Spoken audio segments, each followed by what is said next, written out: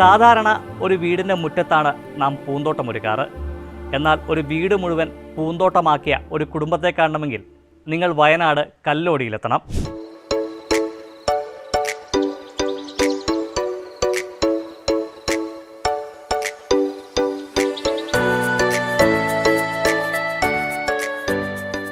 കല്ലോടി ചൊവ്വയിൽ താമസിക്കുന്ന ഒഴുകിൽ സുനിലും കുടുംബവുമാണ് ഉപയോഗശൂന്യമായ കുപ്പികളും മറ്റു പാഴ്വസ്തുക്കളും ഉപയോഗിച്ച് വീട് തന്നെ ഒരു പൂന്തോട്ടമാക്കിയിരിക്കുന്നത്.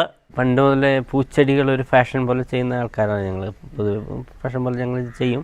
പൂച്ചട്ടികളൊക്കെ ഉണ്ടാക്കി ചെയ്യുക, സ്വന്തമായിട്ട് പൂച്ചട്ടികളൊക്കെ ഉണ്ടാക്കി ചെയ്യുക എന്നുള്ളത് ഞങ്ങൾക്കൊരു ആഗ്രഹമായിരുന്നു. 3 ചട്ടിൻ്റെ പൂച്ചട്ടി ഉണ്ടാക്കി അതിൽ ചെടികൾ നട്ട് കാണുന്ന രീതിയിൽ ചെടികൾ നട്ട് നോക്കുന്നു.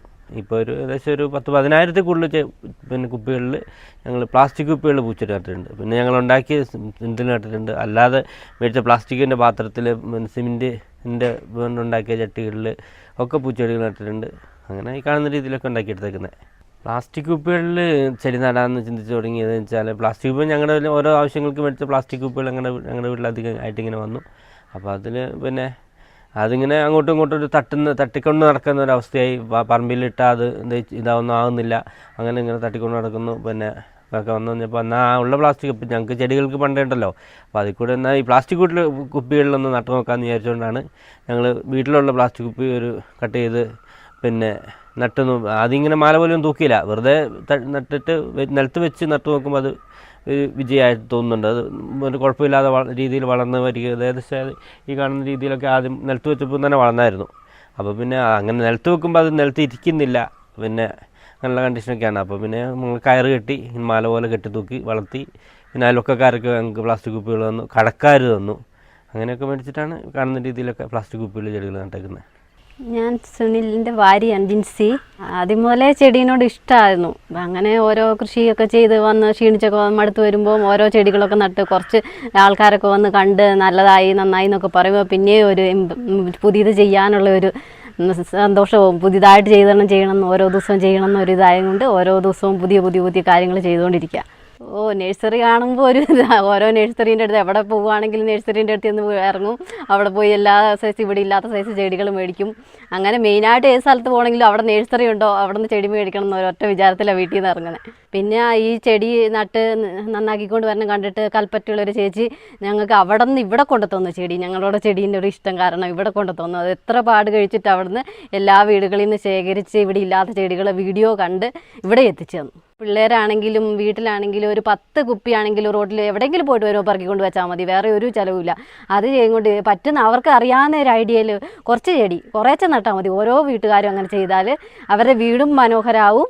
പിന്നെ നല്ല കാണാനും ഭംഗിയുണ്ടാവും. ഒരുപാട് പൈസ മുടക്കിയിട്ട് ഒരു ചട്ടി പോലും 10 രൂപ കൊടുക്കണം ഒരു തൂക്കുന്ന ചട്ടി മേടിക്കണമെങ്കിൽ. ഇതിന് ഒരു പൈസ ചിലവില്ലാണ്ട് വീട്ടിൽ കൊണ്ട് നമുക്ക് പറ്റുന്ന കാര്യങ്ങൾ ചെയ്താൽ വീടും ഭംഗിയാക്കാം, നാടിനും നല്ലതാണ്, നല്ലൊരു മെസ്സേജും കൊടുക്കാൻ പറ്റും.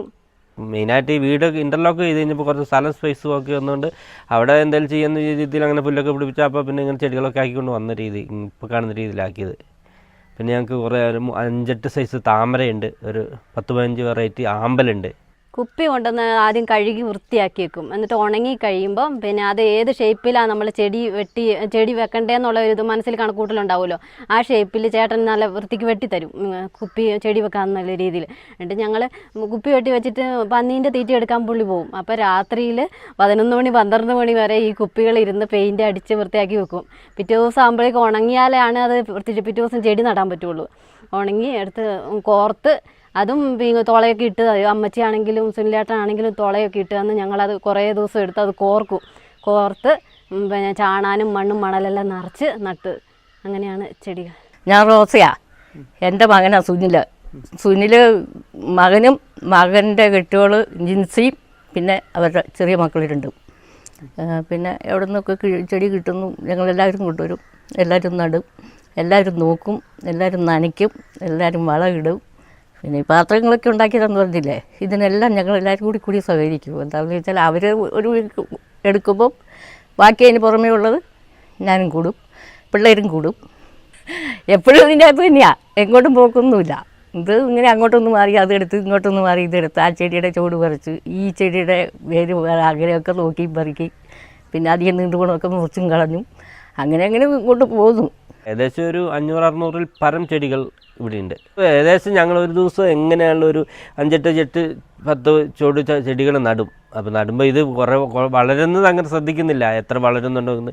അങ്ങനെ നട്ടുകൊണ്ടിരിക്കുമ്പോൾ കുറേ ഭാഗം ഇങ്ങനെ വളർന്നുകൊണ്ടേ ഇരിക്കുകയാണ്. അപ്പോൾ അങ്ങനെ ശ്രദ്ധിക്കാൻ പറ്റുന്നില്ല എത്ര കാലം കൊണ്ടാണ് സംരക്ഷിച്ച് വരുന്നതെന്ന്, നന്നായി വരുന്നതെന്ന് പറയാം. അതിങ്ങനെ നമ്മുടെ സ്നേഹം പോലെ അതിങ്ങനെ വളർന്നുകൊണ്ടിരിക്കും. വാട്ടർ ഫൗണ്ടൻ ഉണ്ട്, പിന്നെ അരയന്നങ്ങളുണ്ട്, കൊക്കുണ്ട്, മാനുണ്ട്, ആമയുണ്ട്, മുയലുമുണ്ട്. അത് പിന്നെ ഇങ്ങനെ ഒരു ഷേപ്പ് മാൻ്റെ ആണെങ്കിലും ഒരു ഷേപ്പ് നമുക്ക് മനസ്സിലുണ്ടല്ലോ. അപ്പോൾ ആ രീതിയിലൊന്ന് വരച്ചെടുക്കും നമ്മൾ. വലിയ പേപ്പറിൽ, ചാർട്ട് പേപ്പറിൽ വരച്ചെടുത്തിട്ട് അത് നിലത്ത് ഇങ്ങനെ വരച്ച് സിമെൻറ്റേൽ വരച്ചിട്ട് ഒരു ഭാഗം ആ വരയെക്കൂടെ കമ്പിയൊക്കെ അതേപോലെ സുനിലേട്ടൻ വളച്ചെല്ലാം റെഡിയാക്കി എടുക്കും അതിൻ്റെ ഉള്ളിൽ വെക്കാനുള്ള. എന്നിട്ട് നിലത്ത് വെച്ച് ആ മാൻ്റെ അതേ ഷേപ്പിൽ വെച്ച് അതേപോലെ ആ ചിത്രം വരച്ച പോലെ തന്നെ മണലും മിറ്റിലും സിമെൻറ്റും എല്ലാം കൂടെ കൂട്ടി കുഴച്ച് ഒരു ഭാഗം കൊണ്ടാക്കി എടുക്കും അതേ ഷേപ്പിലൊക്കെ. കുഞ്ഞു കുപ്പികളാണ്, അതിൽ ചെടി നടാൻ നമുക്ക് പറ്റില്ല, അതിൽ ഇച്ചിരി മണ്ണല്ലേ കൊള്ളുള്ളൂ. അപ്പോൾ അതുകൊണ്ട് എന്ത് ചെയ്യാമെന്ന് വിചാരിച്ച് കഴിഞ്ഞപ്പോൾ അതിൻ്റെ മേൽഭാഗം ഇങ്ങ് വെട്ടി കഴിച്ചിട്ട് പൂ പോലെ ഇങ്ങ് വെട്ടി. അപ്പോൾ ഇങ്ങനെ ഏകദേശമുള്ള ഒരു ഒറിജിനൽ പൂവുണ്ട്, പിന്നെ ജെയ്ഡ് വൈൻ എന്ന് പറഞ്ഞില്ല, അതിൻ്റെ ഒരു ഷേപ്പിൽ ഒരു പൂ പോലെ അങ്ങ് വെട്ടി ഓരോ കുപ്പികളും ഇങ്ങനെ കോർത്തെടുത്തിട്ട് ഇവിടെ തൂക്കി. അപ്പോൾ ഫാഷൻ ഫുഡിന് ഇലയുണ്ട്, പിന്നെ അതിൻ്റെ ഒരു പൂവും കൂടെ വെച്ചപ്പോൾ ഒരു ഭംഗിയാക്കാമെന്ന് വിചാരിച്ചുകൊണ്ട് ചെയ്തത്. ഇത് പിന്നെ ആപ്പിൾ പെപ്സിൻ്റെ കുപ്പി പെയിൻറ്റ് ചെയ്തിട്ട് അത് ഒരു പ്രത്യേക അനുപാതത്തിൽ കെട്ടി ഈ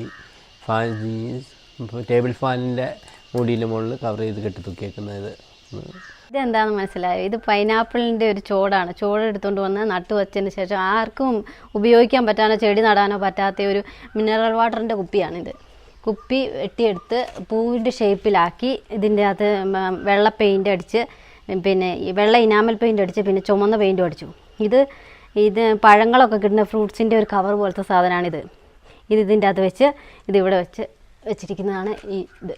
അതൊന്നും എവിടെയും കണ്ടിട്ട് ചെയ്തതല്ല, സ്വന്തമായിട്ട് ഇങ്ങനെ ഓരോ ഊഹം തോന്നി ഞങ്ങൾ രണ്ടുപേരും കൂടെ ആലോചിച്ച് ഇതിങ്ങനെ ചെയ്താൽ ഇങ്ങനെ വരും എന്നുള്ള രീതിയിൽ ആലോചിച്ച് ചുമ്മാ ഇങ്ങനെ പാത്രം പോലെ ഇങ്ങ് മുകളിലേക്ക് ഇങ്ങനെ ഉണ്ടാക്കി കൊണ്ടുവന്നു. അപ്പോൾ വെള്ളം ചാടുമ്പോൾ ഇങ്ങനെ കാണുന്നേ ഇല്ല.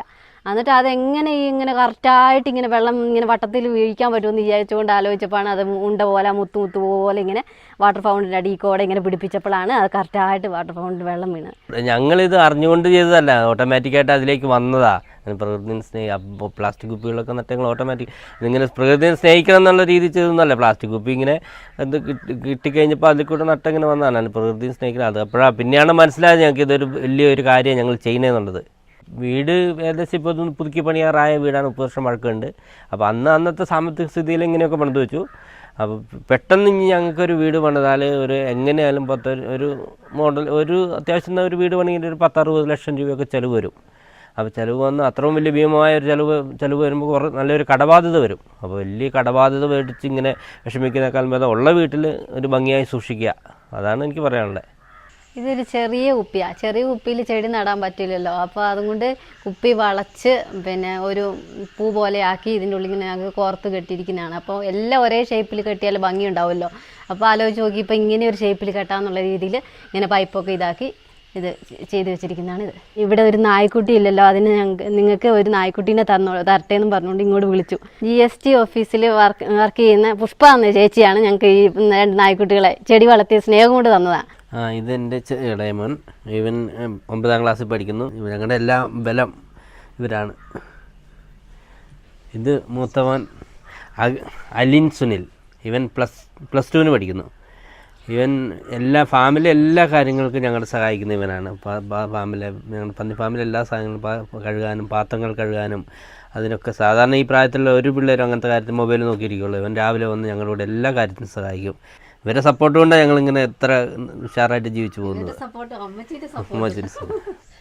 നമുക്ക് മനസ്സുണ്ടെങ്കിൽ എന്ത് കാര്യവും നമുക്ക് പരിശ്രമിച്ചാൽ ചെയ്യാൻ പറ്റും. പുതിയതായിട്ട് ചെയ്യാനും പറ്റും. ഈ പണിയുണ്ട്, ക്ഷീണമായി, എനിക്ക് പറ്റൂല എന്ന് വിചാരിച്ചിട്ട് ഒരു കാര്യവും പറ്റില്ല. നമുക്ക് പറ്റും, ഇത് ചെയ്യാൻ ഇന്ന സമയത്ത് ഇന്ന കാര്യങ്ങൾ ചെയ്യാൻ നമ്മളെ കൊണ്ട് കഴിവുണ്ട്, പറ്റും എന്നുള്ള ഇത് ഒരു പ്രതിജ്ഞ പോലെ നമ്മളങ്ങ് ചെയ്യണം. അന്നേരം ഇപ്പം എല്ലാം ചെയ്യാൻ പറ്റും നമുക്ക്. KG UP സ്കൂളിലെ കുട്ടികളെ കൊണ്ട് നിങ്ങൾ നിർബന്ധമായിട്ട് അവരുടെ വീട്ടിൽ ഒരു 10 ചെടിയെങ്കിലും പറഞ്ഞ് നടിപ്പിക്കൂ.